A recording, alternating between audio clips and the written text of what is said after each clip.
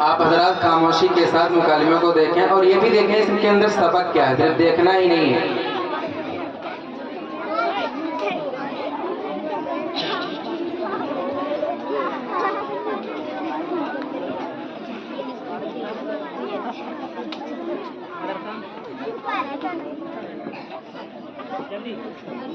अस्सलामु अलैकुम वरहमतुल्लाहि वबरकातुहू।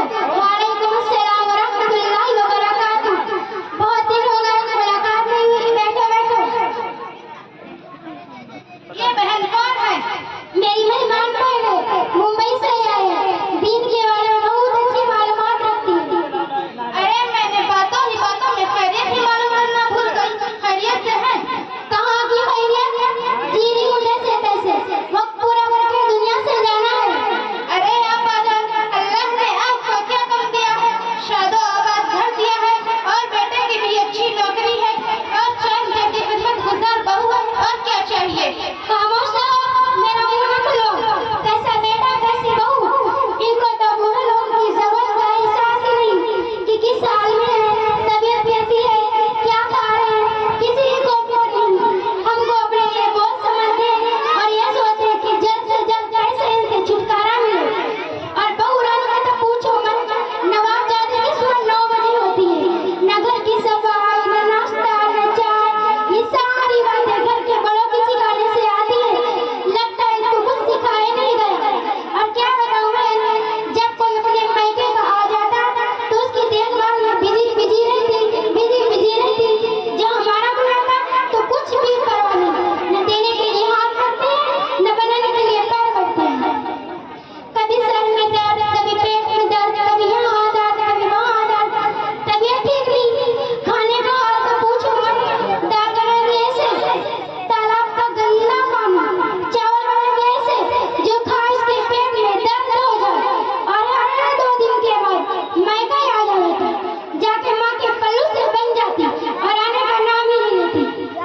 अरे आपा, आपकी बहू इतना सब कुछ करती है, आप कुछ बोलती ही क्यों नहीं?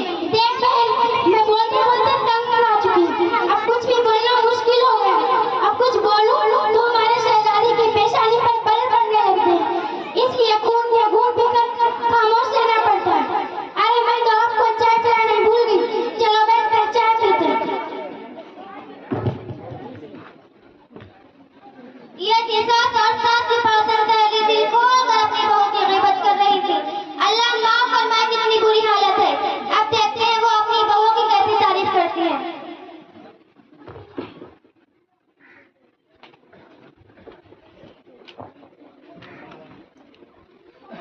अस्सलाम वालेकुम। वालेकुम अस्सलाम। कैसी हो बहन? क्या बताओ बहन, ठीक हूँ, ठीक भी नहीं। ये कैसी दरमियान की बातें कर रही हो? क्या बताऊं, जब तक सास का साया सर पर मुसल्लत है तब तक चैन कहाँ। फकिया कितनी खुशकिस्मत की तुम्हारे सर पर सास का साया है। सदफ क्या खुशकिस्मती की रट लगा रखी हो। भला वो भी कैसे खुश रह सकती हो, वो भी मेरी जैसी सास हो। एक बात पूछूं?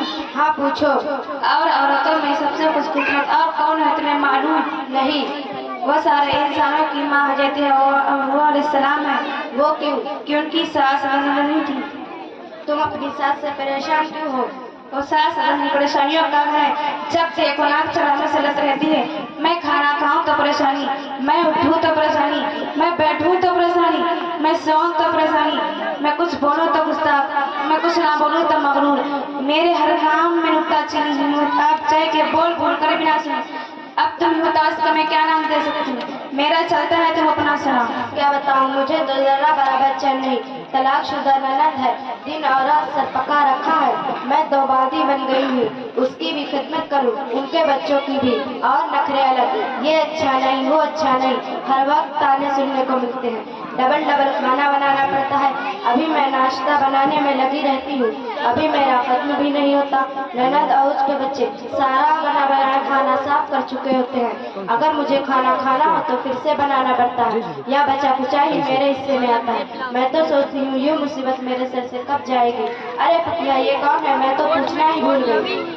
ये नीला है, 2-3 दिन के लिए यहाँ रुक रही है। दिन के बारे में बहुत अच्छी मालूमात है और पढ़ी लिखी बहन है।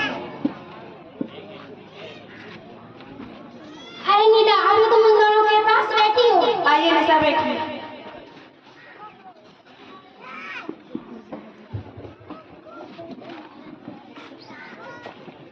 सुबह से घर में मैं देख रही हूँ हमारी जुबानों पर दूसरों के शिकवे शिकायत, दूसरों की ग़ीबत बहुत ज्यादा हो गई है और जुबान के गुनाह तो हम कसरत से कर रहे हैं। अल्लाह ही हमें माफ करे। और हम लोगों की बहुत बुरी आदत हो गई, जहाँ दो शादियाँ हो गई, दूसरों का तस्करा, दूसरों की ग़ीबत बहुत ज्यादा हो गई है। आतिशा अपनी पड़ोसन है पर हमने गौर किया, अब तुम लोगों की बातों पर भी गौर करें कि यह सारी गुफ्तगू ग़ीबत है। ग़ीबत क्यों है? हम तो जो हकीकत थी वो कह रहे थे, कुछ गलत तो नहीं कहा। अरे मेरी बहनों सुनो तो सही, ग़ीबत कहते हैं जिसकी हम तुम ग़ीबत कर रही हो उसके पीठ पीछे बुराई बयान करना, और तुम ऐसी बात कह रही हो तो उसमें नहीं तो बहतान है। दोनों सूरतों में गुनाह लाजिम है। बहतान और ग़ीबत बहुत बड़े गुनाह हैं। ग़ीबत के बारे में कुरान मजीद में कहा गया है कि तुमसे अपने मुर्दा भाई का गोश्त खाना पसंद करते हो, क्या तुमको उससे घिन नहीं आएगी? अल्लाह से डरो। रसूलुल्लाह सल्लल्लाहु अलैहि वसल्लम ने फरमाया, लोगों को नाक के बल या मुंह के बल जुबान की बातें जहन्नम में ले गिरेंगी। ये गुनाह देखने में मामूली नजर आता है मगर इसमें लज्जत बहुत है। खुदा न करे किसी को इसकी रट लग गई तो उसकी आखिरत की बर्बादी में कोई शक नहीं। हमारी आखिरत में क्यों बर्बादी होगी? क्योंकि जब हम किसी की पीठ पीछे बुराई करेंगे तो कयामत के दिन हमारी नेकियां उसको दे दी जाएंगी जिसकी हमने ग़ीबत की, और हमारे नामे अमाल से नेकियां खाली हो जाएंगी और फिर भी उसका हक बाकी रहेगा, उसका गुनाह हम पर ला दिए जाएंगे। अरे मेरी प्यारी बहन, मुझे तुम्हारी गुफ्तगू सुनकर एहसास हुआ कि मैं इतनी बड़ी गलती में मुब्तला थी और इतने बड़े गुनाह का जुबान का चटकारा, वक्त गुजारी और टाइम पास का जरिया समझती थी। मैं वादा करती हूँ आइंदा से कभी भी किसी के पीठ पीछे बुराई नहीं करूँगी और जुबान के सारे गुनाह छोड़ दूँगी। अल्लाह को आपने जो आंखों में पट्टी रखी थी वो कौन सी? हमें पता भी नहीं था कि ये गुनाह है। मैं वादा करती हूँ आइंदा से हम किसी की पीठ पीछे बुराई नहीं बोलेंगे। मुझे एहसास हो। अरे निदा, हमने तो बहुत सारे लोगों की बुराई की है, ग़ीबत की है और पीठ पीछे बुरा भला कहा। अब हम क्या करेंगे? सबसे पहले हम